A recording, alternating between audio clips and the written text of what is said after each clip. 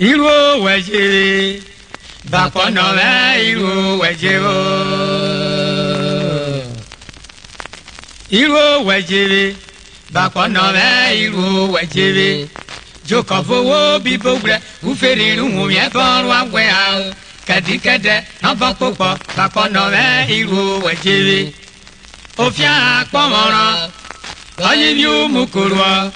umukoro bi o ye bakono ve ko ihoye bakono ve ko ibi kebale wa ware unyomi robie yoro rere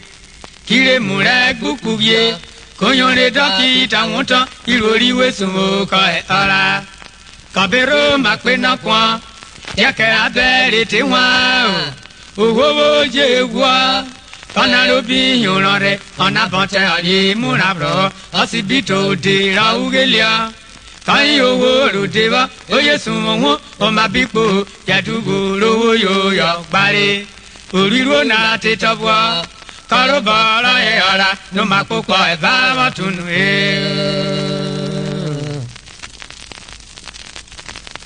ofia pomoran oyo da filode awani ro ki uyara bi fun ro para kono jere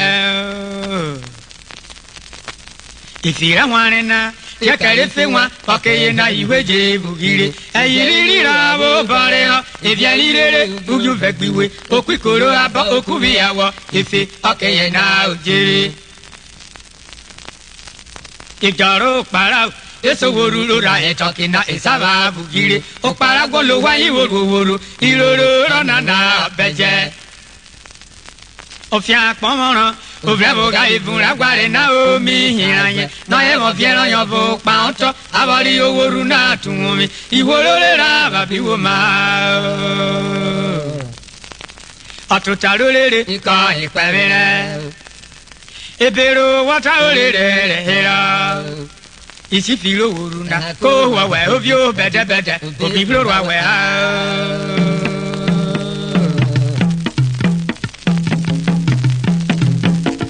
ofia pomoran ifira iro fe ma ware okwa afrique vale e ba bien ro ginu yota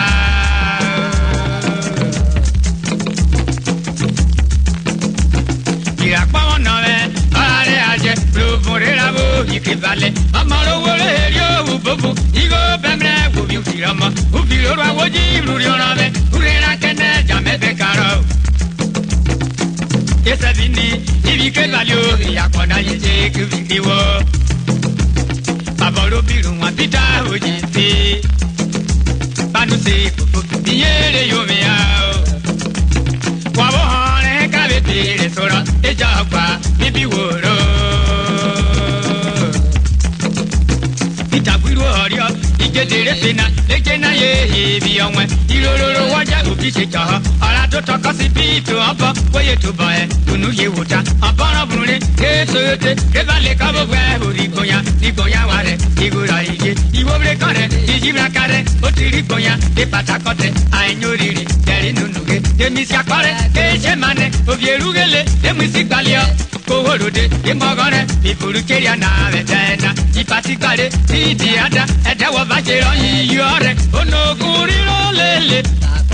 Wario birowo kevale bajero yin bidobi iwore gometi ike yakele eyana ikuge ko horia enye kaere boga ko makufia iroro ruko obira mane ko meve no nene tikurire weji so yerunwe okorira pe dokita ha bakono ve otare dokita yodofio tabo ejeri won oji yomi doyu birowo oro bre boga kija joke ebere dokita ye murunwa be asagwa agbasaro iworuro babo ha to tabo na irwe sebre akweba ebere sora beba ruroro isara herun omi ainio borwa se bera wa me ngongo kwa ekbere se ye mabobo jefe eji we mera amebe arunwe o ekbere se ye abebra cha ye aka wadi muka yo woro je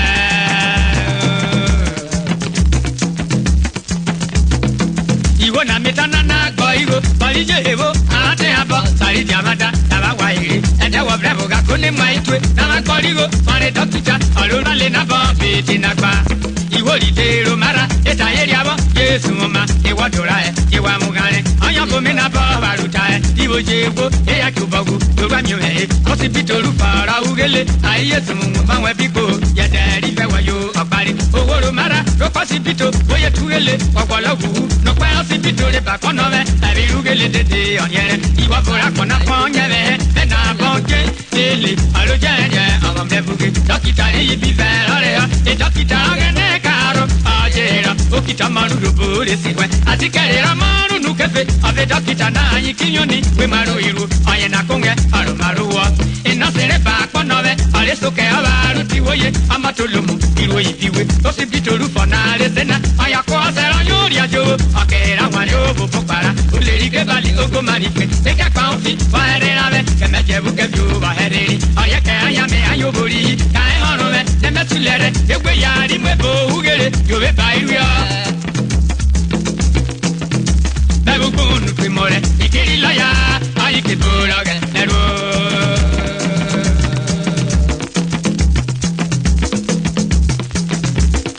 Kai hono me nemetulere egwe yari mwebo ugere yobe bairu ya Bebu kunu primore ikiri laya ayi ke bolaga nero E hanya koma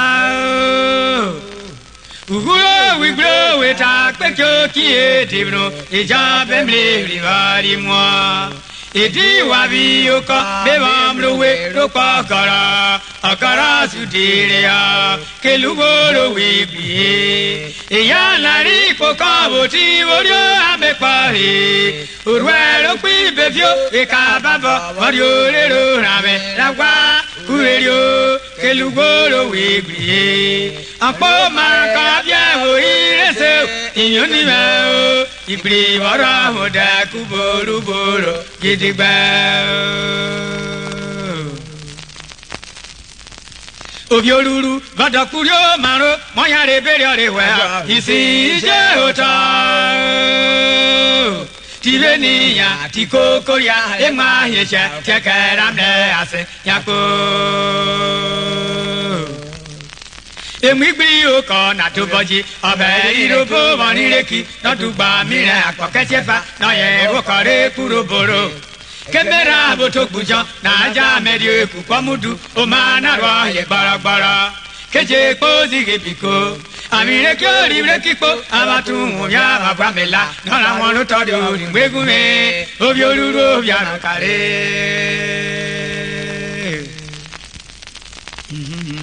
Akiri glo na o mo gbe mari yerin re no wa fare ti o wa ja wo gbe kun re gbogbo boyin ko wo gbe homo re apo mara erata iti kaka wo gari ko wa gari mi ami sojire o ma ayin gbe mu goro bia ke ma ba ye ga na wa wa ja bu bi o ye la bia dari nu ne ka gari mi ami wa gbe re be unyo mi la je gbe na ka o babo wa ri bisu we mo ko lo wa mle mo bra na we o wa ya ya te bru baki me unura je to tabuna obiele aji ni ko bi be bro ke ta ba wa gba lati idioboro wonara kare abotu bagwa iko bi hira o mari gro je gbe na cha e jore ni mi ko je bi bro imura bo ki buja budie ka se ni mi de ha me be je nye la ke mu bielo so zigyo so wa me na wo ya ru bi ya me be ka me bien wa igbiye bi ra jo be ra ri bo kalega ki ya kele we bra ya ra oki tiro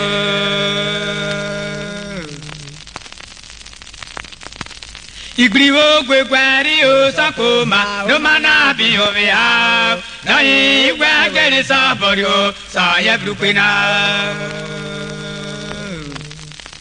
Abule sa remri gore gwa no wo gbe be bia yo nunu dugba ko ma ko de yo na ko bien me Adekiro bodo igriwo usiba ku bekire ebe dara shiro so kujara baya bocho Kamole resigiro ginde go asere metakore baja na mani pe kamondo raro yo Ibira biro lo ugumlewe buya shiro buro ya sole ridio roroma akwamera kubo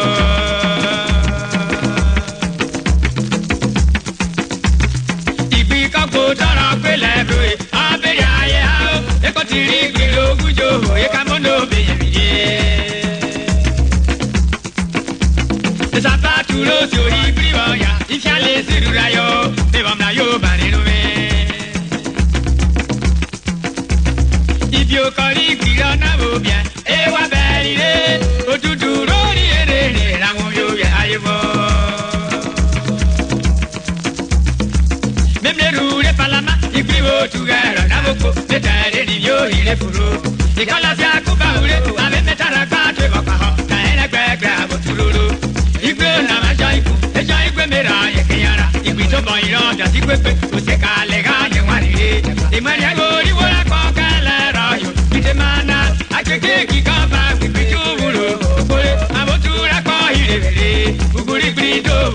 wave your kitty, you were Johnny, Akomaya.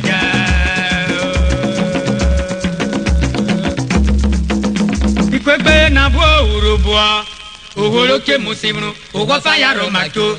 yogi togi ebi be gogo oni kwebe ajobo ba ya era yo wa ife na robo e amatera je na biero ki pono mena ogero je na era bi sia boruto oya re na romato aje na mobu ko ki kwebe na robigbe oya re na gbereku o ki gba ma me ku ran me mebera koya gwo lo fe bere ba poro kenana wa fun mo mi ri church yo Iwore mlaro wa pa kelo ma wa ko lori ye fe we bi kra aye na bite miji jofa pa ko le jobo dere won nu gbogbo ya no we ri da bese ro ta gupe ko do jabe ko ke da ba me mro bo ya be ko le jobo dere kona mi ke ya kele fi agwala re yo si we se on we fa me be we ama bulo ne tugi oye to na mo mi we oye bi se mo ke jofa ro ma gwe no itoro na igregire mi we ona kwa kona roje bibu gale ruba owo ran yo karu jo bi keru ye gbiwo adu iye kwegbe na bo urubwa owo lo ke musibro owo ba ya ro macho yogi jojo go bi be gogo ani kwegbe ajabo ba ya era yo wa ibe na ro wa e amatera je na ye ro ki koromena ogero je na era bi sabo goto ayare na ro macho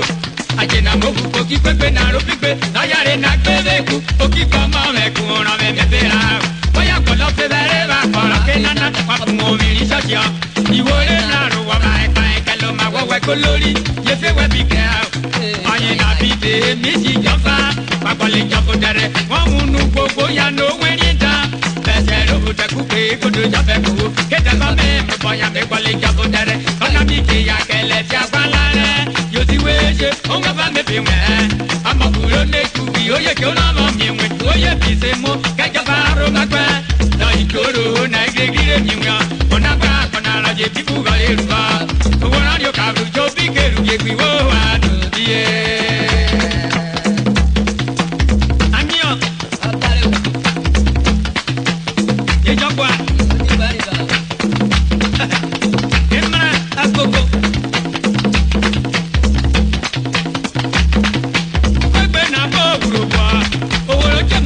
owa ba ya ro macho yogi jojo go bi be gogo ani pe pe ajoso aya era yo wa ibe na ro e amatera je na ya ro ki poro mi na ogero de na era mi sabo roto aya re na ro macho achina mo ku ki pe na o ki pe aya re na pe be o ki pa ma me ku ora me pe ra oya ko lo pe be ba ko ra ke na na wa ku mo mi ni jojo iwore na ro wa ba e ka lo ma wa wa ku lori e se wa bi ke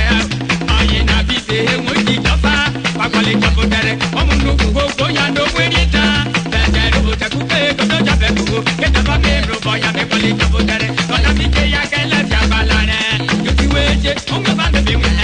Ama bulo ne tu, oye ke ona mami, oye bise mo, ke jaba ro na kuyo. No itoro na igegire mi we, ona pra kona no je tu ga le ruwa. Kugo na yo ka ku mi ke ru ke wo wa, yeah. Asio anio.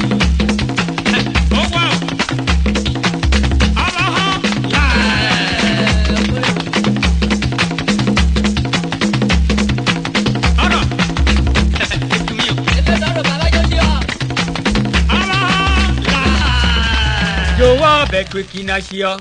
orwa ife jo wa be twiki na shio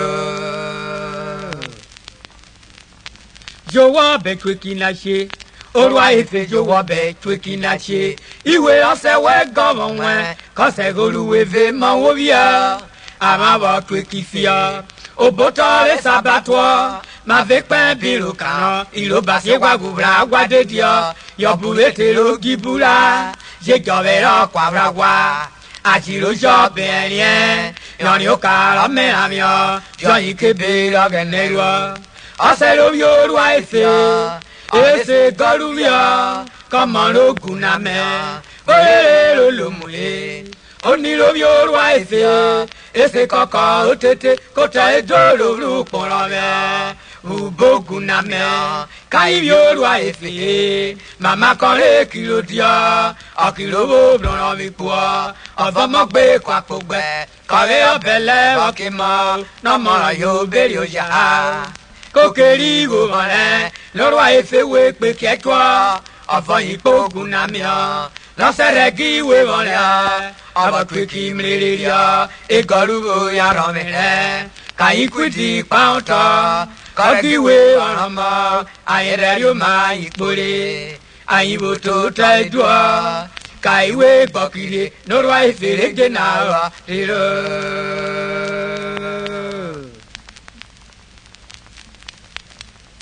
òkàlóṣù ègbèdì o mara ẹ̀kọ́yẹ ọ̀la ẹ̀ òkọ́yẹ rìnrìnrìn ìgbèdìbò rẹ̀ míyùn mìíràn mi ò wà lókè ìbòjò fètò ìbò. ọ̀gá tó kì í ọ̀ríọ́ ọ̀bọ̀ tó kì í náà rí tètò bó kọ̀rẹ́ pápá gòló òfin rúlé mọ́ orí ilé yún mi àmì ràn mí sì fi àgòló.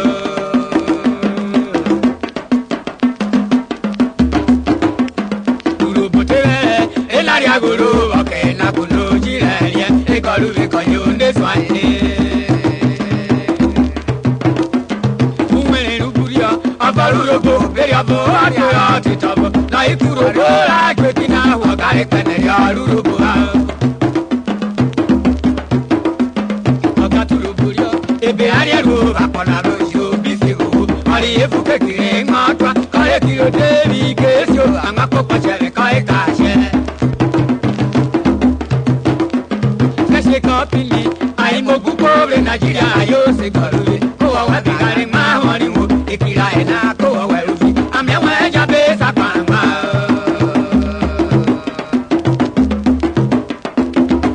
oya tukire ma oya gwana ma wachebe kina wa meriri efure karuwe kaiwara mahundule robaturo to karu alo baro bisebo upelo lomo ayekere arobo bayena orwa hefewuru kametale akekikosia ayekere orwa yo hekere na jo wa fasisi kasoruba kole kai to ke wori jale furu kai jo wo bloka bi wori edero so kai ago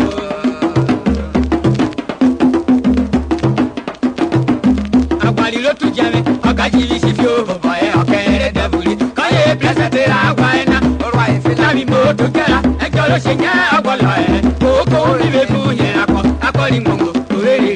orobi go jira ye mashoma e ka lo je bi e kan ye ame e ka ri go be akona iko pa yo ke na ori weje e bora ye o amu unyo mi abu iweje gwari ako ibi abi fe iweje amore e ri fe lo pere ji roda fe e fere ke na ogbalu fuma ya se go ni oro aife ka ire funero e te ro mela oguru ama ka mo yo na fe jan we college mota aselere mi ro lórí ké akẹ́lá ya ọbẹ̀ máa lu tìkìnà ọ̀gẹ̀nẹ̀ ya yẹ̀gẹ̀nẹ̀ ìkẹ́kọ̀ọ́ yòówù wíwò lóyìnbó àgbẹ̀wẹ̀nu lẹ̀ òfurufú òfin ọmọdé yà bọ̀ jọ̀wé ojú tàṣẹ ẹgbẹ̀rún ló ti mọ̀tò rẹ̀ àpéyèrè fún pàpà gàrọ̀ ha o ìwọ bọ̀lẹ̀ akọ̀nà ewu ẹ̀rọ bọ̀ ayé tọ̀kìnà àyè jìfẹ́ ha o tọ́lú wọ́n fara ẹ̀ nàgà kàmìtì gbẹ̀bà ẹ̀ lọ́wọ́rì ọ̀rọ̀ bọ̀ ayé yà ìfìyà sími yé lórí náà ó pápá òde náà ó fi ṣèlè ha uroboke yera wale leti wawa okae na terwa ne radio taina ima wochi efue na tesia uroboke kwigano etali wa ayo tara so we biruge no wama ayo wiro we kara bi papa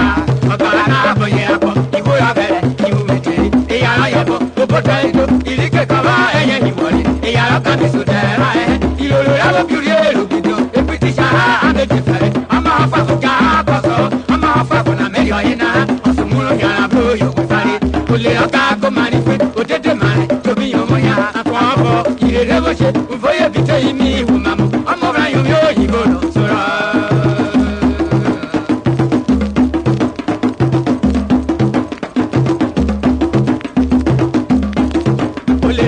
Manife, Otete Mane, to be on my ass. You never check, Uvoya Bite me, Woman, I'm over you, go, Sora.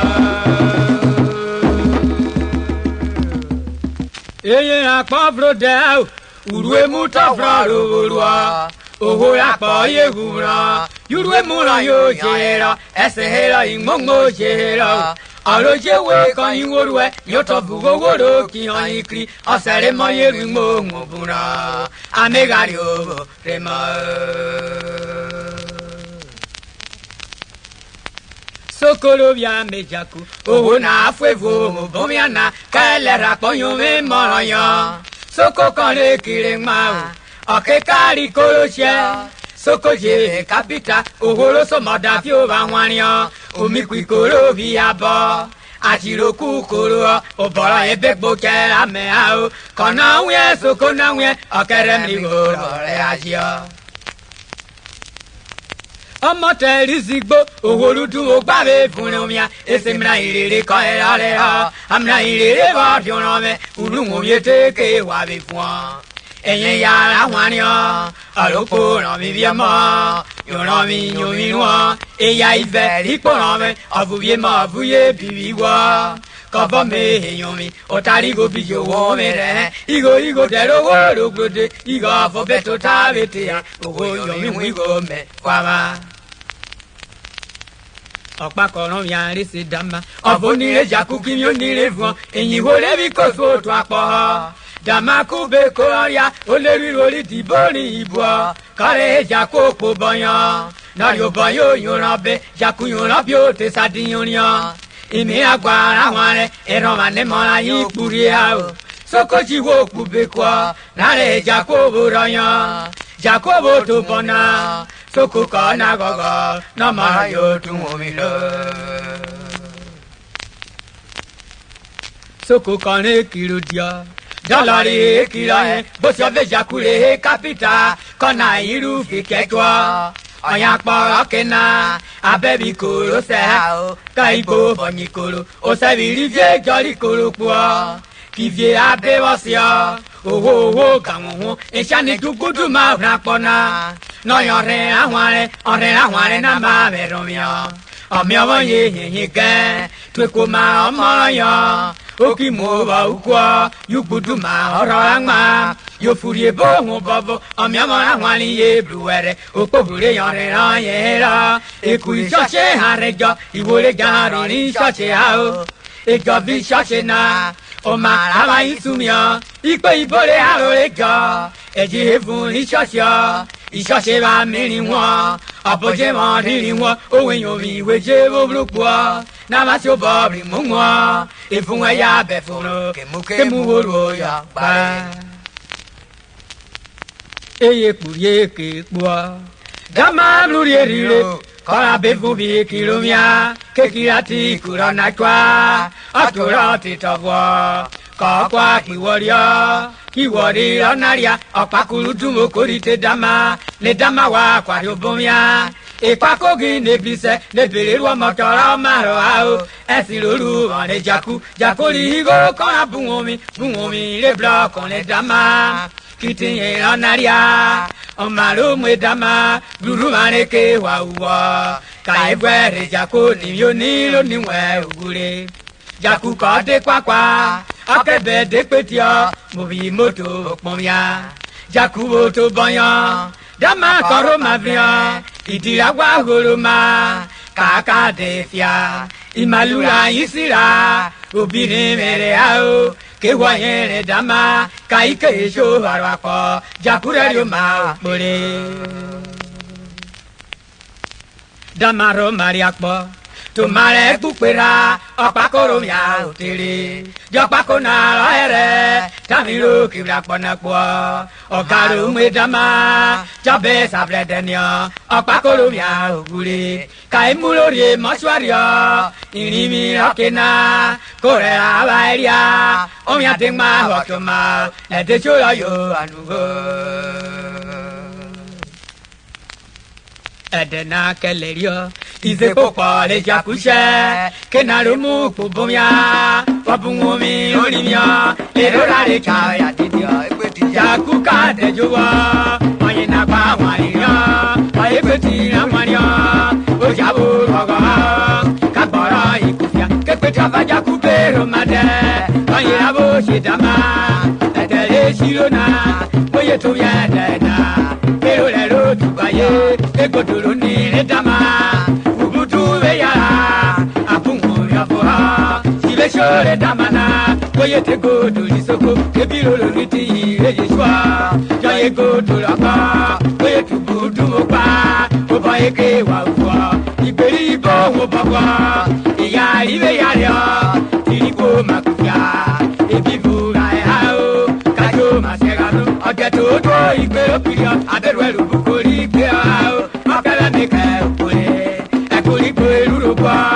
ibike aya o oda faba urobona lojiti ya wada fere bere kalulu gabaro wagolata ti jesu kona ya ama maroko yo onwe tutu abukuma ti ja tate maaya na here pama iboro jakuna bosidama aluri wejo tere ani ani jebe yerina kero kwanagra ewa yo jabe boko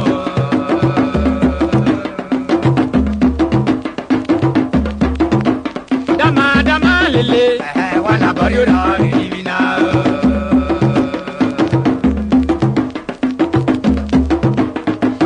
dama lele wana bari ora divina etere wari akona kite kweje jakuri akobe mare papa kolomia rotewena papa kuru kweje kopite jaku waya mugura tawo mikere no alaje yo jaku kese mabro fuya mwabre wa kero maria emale jaku ye bakona ojugure ni wa igoro agbara ochiwe erewe mare ko iwo ri abe go ba tunu yo ero mo menere jakuna ojo ina goji te o ma oro ya ra ya ji si ogo oja sa wa do iwo ru bo me jemri mo bo amaro bora ba belena o belebe na o kijebe ayo maro ke no deni mi o ana o pakora bo bele aye agwe ma pa uko ala fukere no ke no mame akera ba do ti yo bebe o ma viaro oluro bo ari rabia ijona bo wo se jo kemera lo je wo wa gbe bi se roro ki go be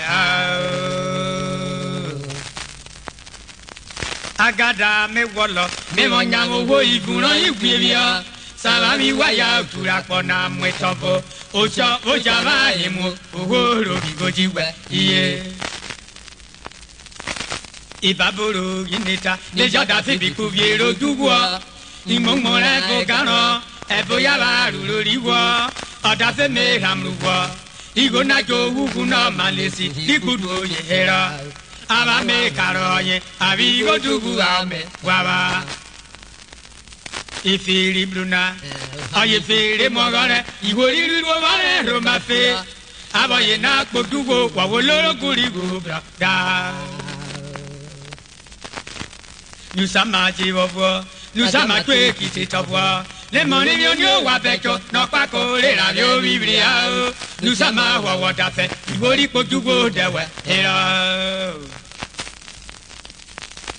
nous sommes en mort à tout moi wobi loro yera po arure fe we na burubo iwe burubo na e mare twe kiranyo e ade mu po koku ubi arwa yin boro biyan mi kikwisho ni aino taba won ya bemri go odona ona kapa ma yirio ona mara twe kinwa ka be ba be adiogwa okuro bo gori ogwa go chifinu sama atumu ure mu wana na bojibio emare twekiwe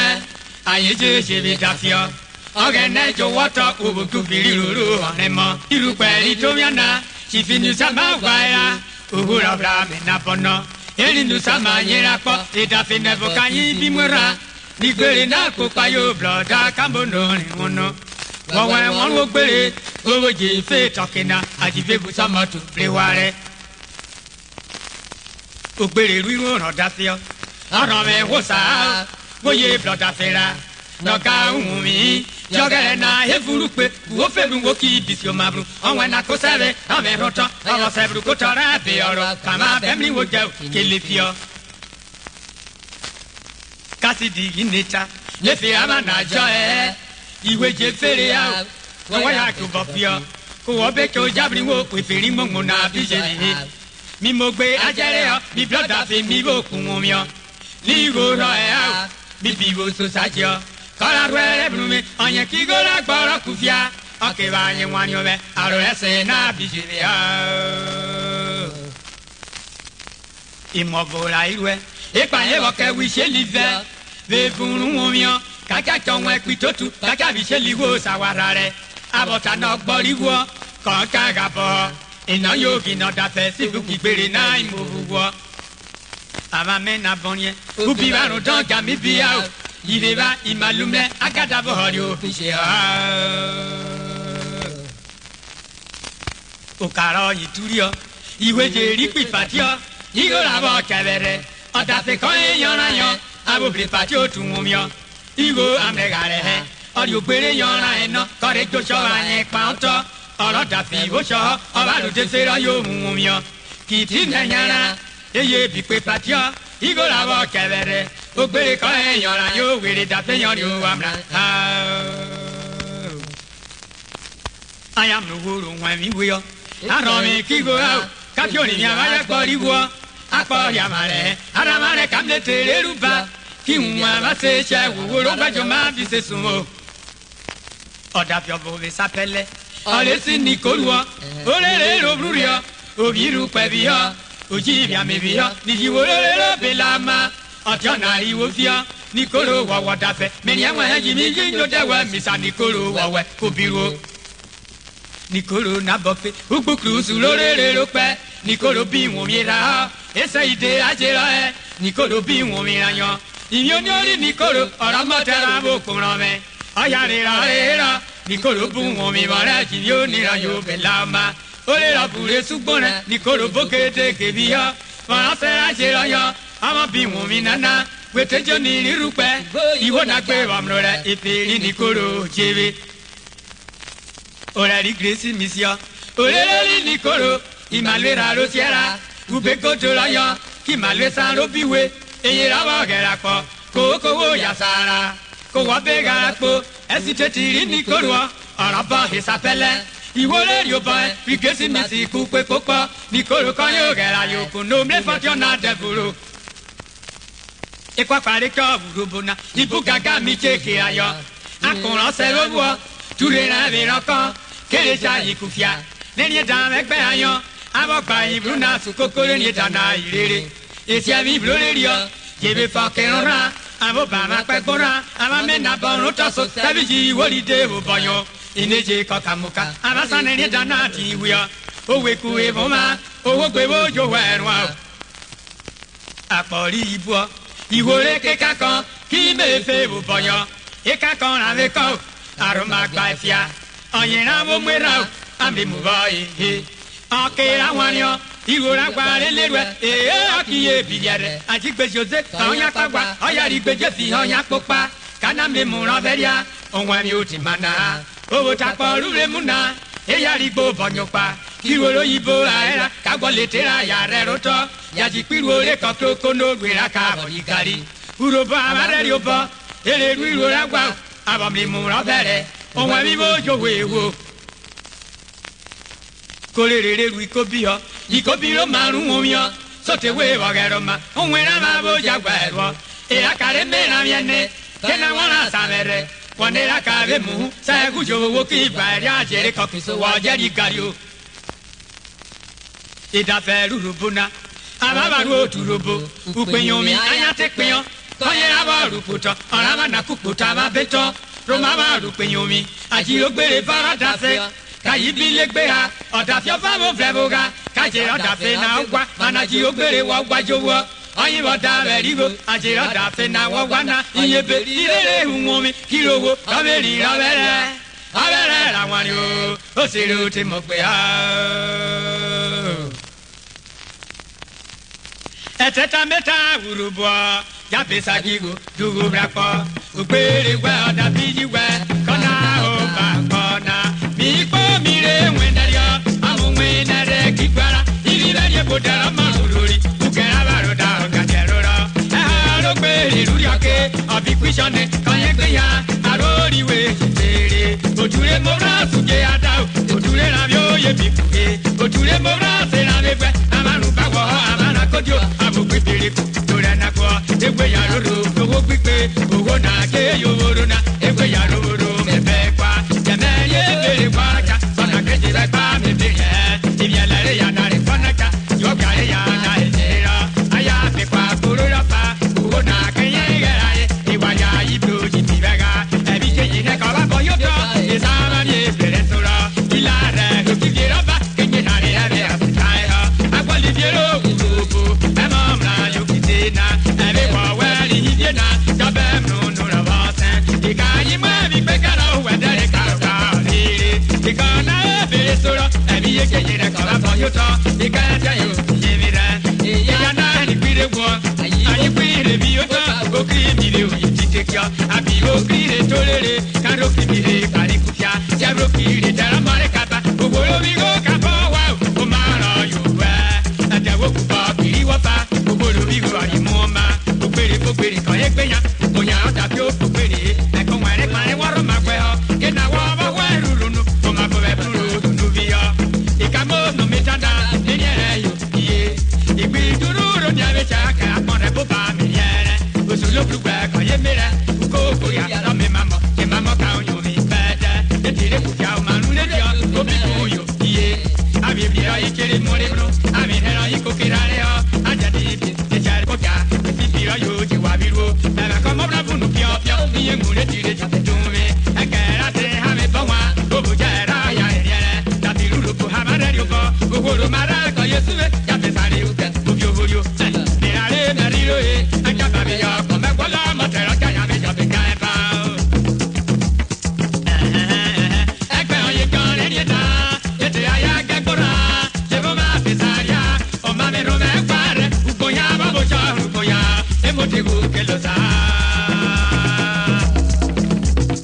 akparo koloko wa hera nega wa no ibua ya te ba ke ma twe fe ya agene bo tabilu aba hi fe yo do ago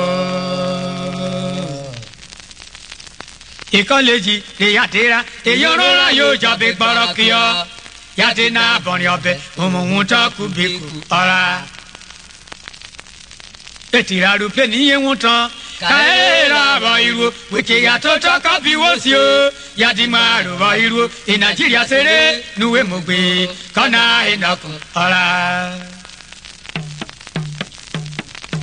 afisi ra ira ena kan ya de ka ile so ba keyan ya di zero ti tabo de ka he ju yesu ba iru ibo riru lesia ya di blaye kwa fisio na yiru lesio bonoye aye boda be kiri me Nigeria ka igwe sa polo na ya de ripenyo ekiwa konya esa polo ilesina e Kaduna ya chairio ya di wa re yo ma gwa rupenyo ke no ora ya di twe ki oro ije village yo ke yan pakao ya di twe ki na bo fi ifira ena ya ri ngo mo ao ayiro jirika okologo wa we obiro abi mo mi bi eko ube na ko won ba oboya iwon mi aye je aka ubi wa ri o wa bi won mi o aje ba hun gelia abe sa bele run won mi obre ko ka ti te aria ya di fe binaka obi ma run o ki bi go wa pa blosiona ko ekiri si bolivie ya joko loko ka wario iworu ekina funre wa bori mu orin kan fe okoloko jije dira e iweje wa jo abo rere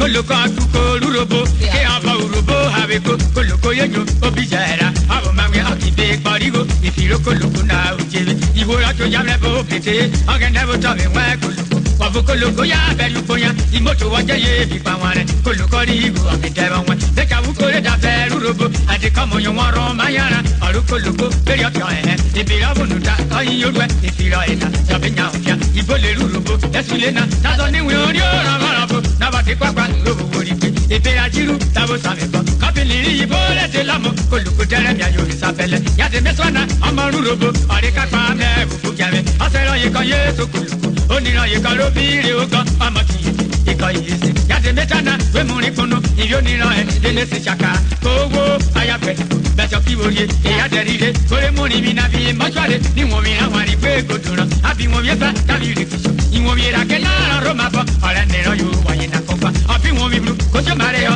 ki motorite aba fe gbaja ni mi le chaka aka mi mo ihora wusa ai wan tire maluwe pesa awade mi anye ikekete sare taje sare iri gugoro imungoka efunro ni mi na ya ti chena ibotira lu gwagori kolo choni mi tona deburi urubunda ti bebe barume ida fenego ai chomaro ketulupuko tidie murewe ofajigo ya tokoloko yobiru ena ofajirowo ai tite o choni mi na buko piku giame kora kora me dai chate agora mi bru ke wa bigo pico merebe hare ya te e papa ese ke wa lewa jabe merewa ubotu jame adare ya te wala ukiri to para cha cha bi ucheko deri on ibo chekere na adesa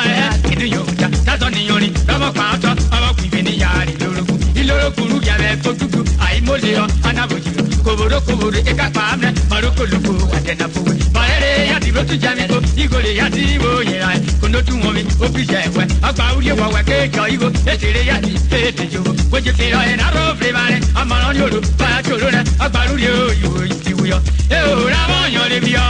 je bi o fi sakara apare ya ti kiranyo anya bi munu a o you me bi ko apare ya ti kiranyo anya bi munu a o you me bi ko ambare ku birowo iketo na kono bijanya ambare ku birowo iketo na kono bijanya atolere iketo won mi na yo mi o paropo arora yo ba bare na bo yore ma epe dokita Virginia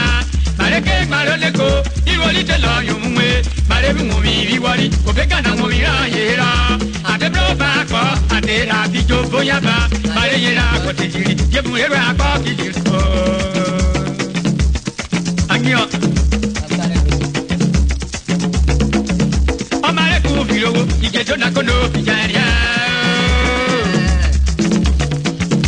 amare ku birowo iketo na kono bijanya atolere iketo won mi na yo mi o paropo arora yo ba